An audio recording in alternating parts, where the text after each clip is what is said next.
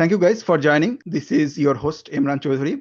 In this podcast, I'm with Mahbub Morshed, who is the co-founder of CLR.ai. I would like to welcome Mahbub here. Thanks for inviting me. Very excited to be here. Yeah, I'm Mahbub Morshed. I go by Max nowadays, just to keep it simple. But yeah, I was born and raised in Bangladesh, and then I moved here for a master's, and then did like work in the industry for a while, and then realized that my passion lies right. Looking back, like I was thinking, what would be the one thing that I would miss the most? And I realized that if I didn't start a company that would be something that I would regret a lot, right? So I started like so. It was COVID. Then I thought maybe I should do an MBA. So I did an MBA focused on entrepreneurship, and then I started a company during my MBA, but that was not going super well. So I decided to leave it, and I was working at Microsoft at the time anyway. So I was an engineering manager at Microsoft. So then, yeah, another friend started a company. So I said, "Hey, can I join you?" And then I left Microsoft to pursue this. So yeah, I'm Mahbub Morshed. I'm very, very excited to be here and tell my story. Yeah, thank you for sharing that one. So yeah, that's one thing I want to reiterate, the regret minimization framework, what Jeff Bezos used to say, that Yeah. actually at your deathbed, what you would like regret most. So that also have a huge impact on my journey, because yeah, I was doing so many things working in the industry, but always thought that actually entrepreneurship is for me, because I can decide what are the things I want to work on. Exactly. Yeah, yep. Thanks for sharing that. So I would like to go a little bit back. So you said you were studying in Bangladesh and came to USA. So how was that transition from actually Bangladesh to US as an international student, and what did you see actually the education system, or actually how you prepare here? Yeah. So the Bangladesh education system is much more like the problems and the learnings are much more kind of like memorization. Although in our department, it was we did do some kind of like creative exploration, like okay, solving problems that has not been solved there, right? When I came to US, the biggest change was that you will never face like the first course that I took. The professor gave a problem, like six or seven problem take home exam, and that was the first. Like, okay, what is it? And I did not solve any of them, right? But I tried, right? Like I had like this big bundle of papers on my tries, and then he gave full credit for that, right? So that was really eye-opening learning, and that kept happening, right? Like the problems that I would face for homework and exams are unsolved problems, right? So that was one of the biggest thing is that um, in our education system, people who can memorize well do better. But here, who actually learn the core of it and can apply it does better, right? So BUIT is slightly the exception, right? BUIT was also kind of like it tries to instill that. But yeah, so that was a big kind of like change that I saw is that do you understand the core of things, right? And can you apply it, right? So that was the biggest learning. Yeah, when I talk to like current students, grad students, they always say that actually they face this similar issue, that transition of thinking. That actually here you this more like project based, right? You do work on the projects or actually take home exam, Yeah. and even actually more which can be applied in the industry as well. Not like you just memorize the solution right in the exam and then actually get full marks. Yep. Yeah. Thanks for sharing that. So yep, I know actually you like entrepreneurship. You were working on businesses, but actually I think that started even before came to USA. So you started something like co-founding a company in Bangladesh, first Bengali Yeah. blog. So can you share that Yeah. journey as well? So I was at the time in US. So our other co-founders are in Bangladesh, right? But I was the student in that university, right? So so what I think is important is that this was virtual, right? Like we started a company, put together money, put together funding, put together a team. We kind of like recruited people, all of that without actually like having formed a company, right? Like Okay. it and then we had like offers on the table to sell it, right? So but and still to these days we have to kind of like collect the funds, right? So that was kind of like the non-profit model, meaning we're collecting funds to cover the cost and providing the service for free, right? So that was how we did it with this one, which was a lot done, right? So and then we actually saw a lot massive kind of like popularity. Like at one point, it was 1 million view a day, right? And we got a like a prize too, like from from the ministry office, the innovation. I think that was the yeah category, the IT innovation. Yeah, that's what we won at the time in 2011. Yeah, that's like, yeah, even before like social media and everything became Right. popular, actually, it was one of them which actually made like huge impact like on at least the life of people in Bangladesh. Yeah, Yeah, yeah, so I would like to know a little bit more about like entrepreneur side. So, what do you see? You worked in the industry as well. You worked at Microsoft. I think you were in, like individual contributor and also manager as well. right. So, what Yeah. do you see actually? What is the main thing the like differentiate between like employee, corporate employee, then actually the entrepreneurship? Right. So entrepreneurship. Okay. So I'm a co-founder. I'm kind of like top in this company, right? So who's your boss, right? Here, you don't choose your boss, but you have a boss. Your boss is your investors. Your boss is the basically the customers, right? So investors and customers are basically you have to make both of them happy because they are actually your boss. Like, so you are never out of the boss situation, right? So you have a boss, right? So first that's the difference.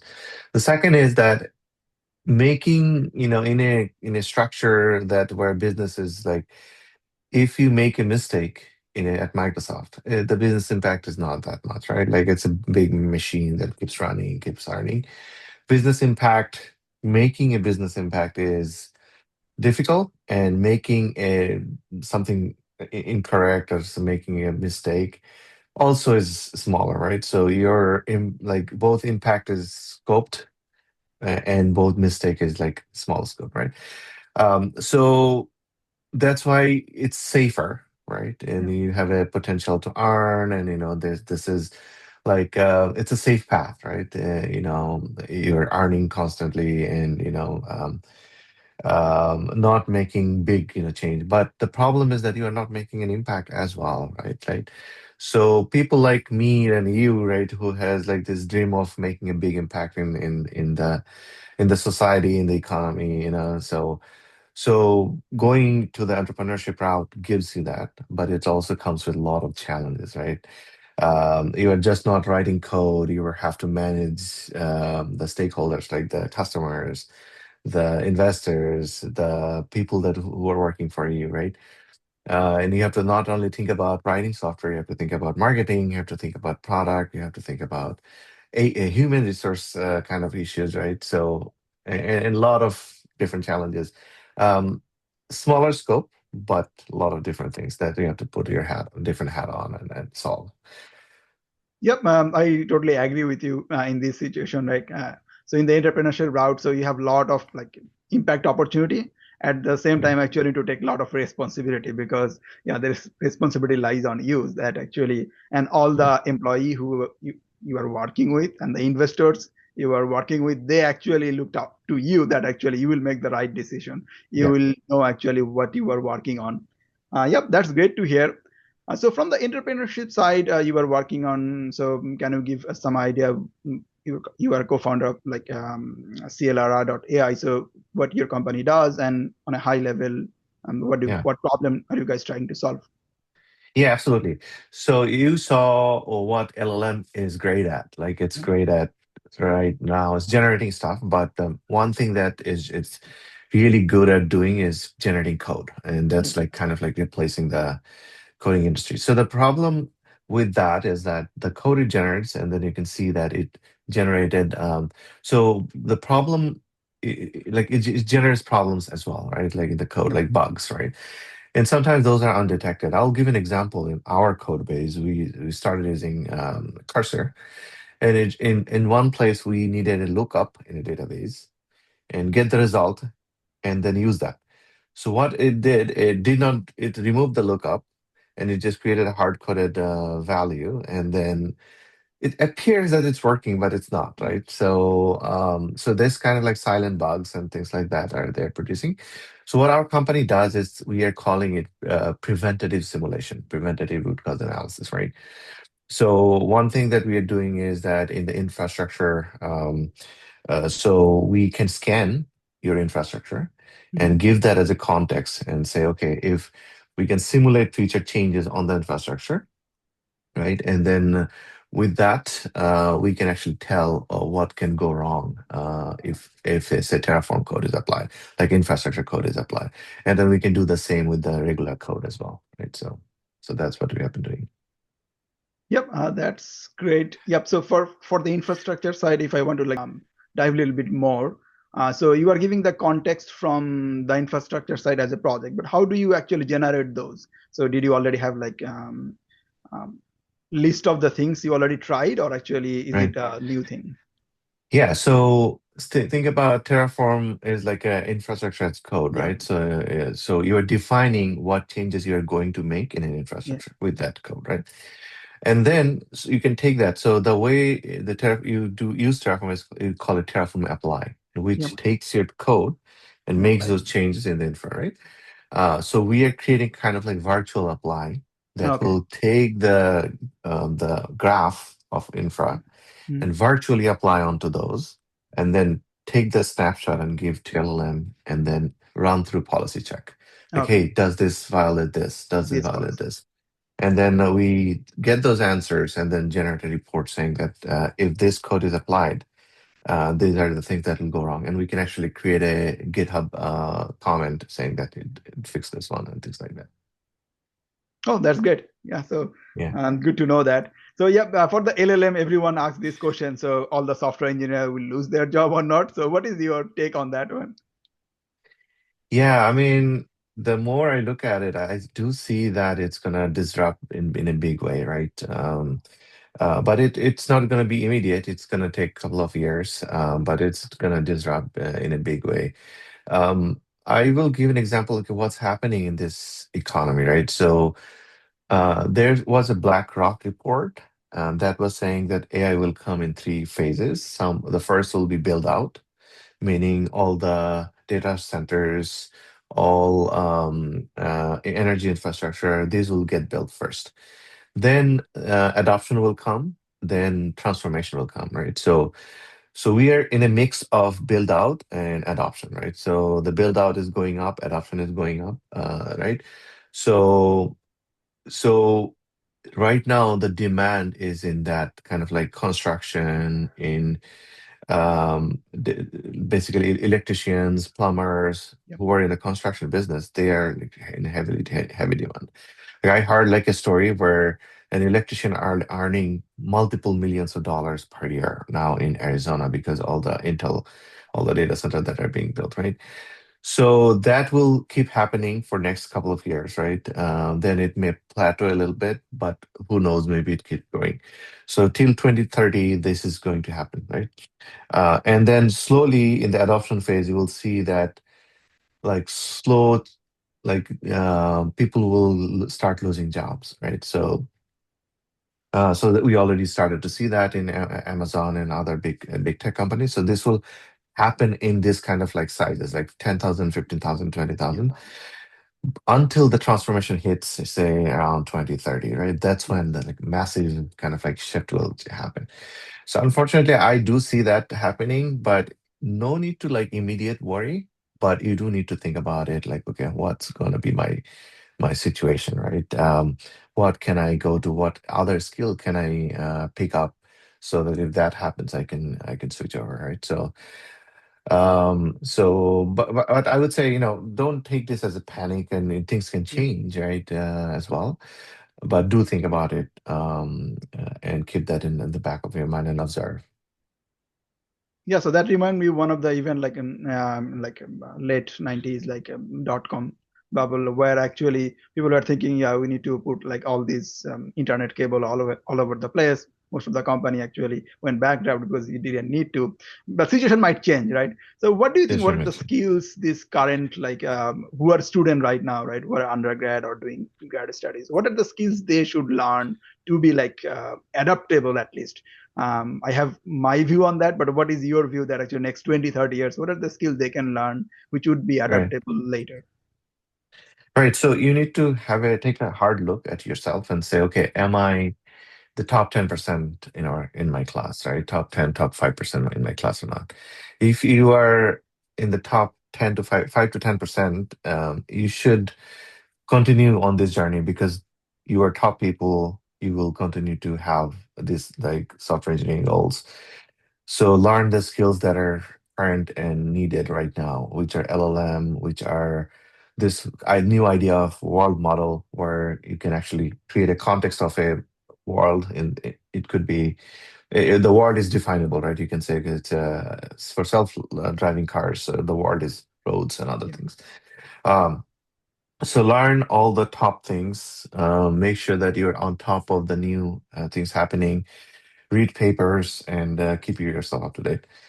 If you're not in 5 to 10%, you may have a job, but it may go away, right? So think about if you have other passions. Think about what other things you can do or switch over to, and start kind of like learning. Like there are cheap free courses as well on hands-on. Like if you're in US, the high demand type of work would be things that LLM cannot do, like really plumbing, right? We don't. Plumbing is a really a high paying job, and like electricians are really high paying job. Electricians also, you'll be surprised. I love that kind of work. Like I do my electricity work in my home, right? Electrical works, and I love that. Like it has problem solving. It has hands on thing. No one else. Like it's complicated, right? It's not easy. So things like that also pick it up, right? In 5 years, if you don't have a job, you can just start an LLC and do that yourself, right? So be open minded. hmm Don't close your doors, and keep your eyes open and try to be that 5 to 10% that you are not irreplaceable. But the truth is that 5 to 10% means if there's 100 people, only five are that good, right? So be honest to yourself and learn these other skills. Yeah, that's good to know. Yep. Yeah, and also think about the entrepreneurship as well if they are interested, but not for everyone. I know you were actually working on entrepreneurship for a long time. Just would want to know actually one thing. Did you ever happen to you in your last few years that you thought actually wanted to give up about the entrepreneurship or your dream about like becoming one? Was What was the situation or what is the motivation and Right. how did it actually kept going? Yeah, so I want to take a step back and tell you that in my case, because of the visa situation, I was not able to start early, right? Like I Yeah. kind of like I started in late in my career, late in my age, right? So the stake of starting a business and letting go of like a constant stream of income Mhm. is comparative. Like if you're young, you're earning say $80,000 a year. That's like if you don't work for a year, you're losing 80,000. But if you're near late or in a peak of your career, right? Yeah. You're like multiples of that, right? So you're losing that kind of like money at the peak, right? And then you have a family to support. You have maybe spouse, you have kids. So I had to work with it, right? So I kind of like worked with my financial advisor to Mhm. make a plan, like how much I can support and what do I need. And then I had to show this or work with my spouse to understand that this is going to be the impact, right? If she's okay with that, and I had to have like a long discussion with her. So make sure that those are in line. Otherwise, it's going to be difficult. And then, so what was the core of your question? That what are the So yeah, things was there any situation where you thought actually you want to give up about your give up, right? entrepreneurship journey? Yeah, Yeah. yeah. So starting is difficult, right? So once you start now, like at different points, you're like, okay, you're not earning, you're seeing your kind of like you're seeing that you want to visit somewhere you cannot. So those thoughts keep popping up, like, okay, maybe it's better to just go back to a regular job, right? Yeah, but what keeps you motivated and keeps you going is that vision that you have that, okay, I have to kind of like keep working at it. It doesn't just happen, right? So it's a very difficult and very risky and very I knew that coming in. So I kind of like have that vision, right? And I give you that vision that, yeah, if I keep working at it, hopefully this will work out. And then looking for signals, right? Whether what your customer is saying, right? If you go to a customer, do they like it or not? So in our case, it's a conference that we went to. The customer, we had like hundreds of customers showed up. They liked the product, so that kind of like remotivates you that, okay, yeah, this will work. We have to keep working at it. Okay. So Yep. One last question. What advice do you have for the current student if they want to either become like entrepreneur or actually they want to like land on high paying tech job, any of the like top tech industry? So what advice do you have for them? yeah, so if they want to start, so the for people coming from Bangladesh or outside of US, the biggest challenge is the visa, right? So the path from H1, sorry, F1 to H1B is straightforward, but now it's more expensive, right? Um, do look into the option for starting a company, but there's I think multiple other visa categories are there. So, but none of them are easier, right? But do look at that. Um, so if you want to start a company and if you don't have the visa problem, starting early, starting and taking risk early, you are say you are not married yet, you don't have too much responsibility, you may have a family who can support you. So if you want, like you, everything is on your favor, but except the fact that you don't have the experience, right? So find experienced people, pair with them, and see if you can try starting a company early. So that's advice for starting a company. If you want us to go for a tech job, I think tech job is getting to very difficult nowadays. Um, but give it a shot, right? So fight AI with AI, right? Use AI tools to apply for jobs, automatically apply to many jobs, and see what happens. The problem there also is that since it's on the other side of the thing, that it's very problematic because thousands of people are applying. Yeah. So if you have a personal connection, use your network, and if you can get a personal connection from there, leverage that. That's the best way in. So I would say leverage personal network, build a network, and try that for a job. Okay. Thanks for sharing. So if the viewers want to reach out, how they can reach out to you? Yeah, you can reach out to me on LinkedIn. You can search Okay. for Max Murshed. Imran, please post my link Yeah, to sure. your show notes. And my Gmail address, also email address. You can share that as well. Okay. Thank you very much. We had like amazing discussion about the entrepreneurship. Really glad you were able to join this meeting. And for the viewers, thanks for joining. We'll see you in the next podcast session. Any last word for the viewers?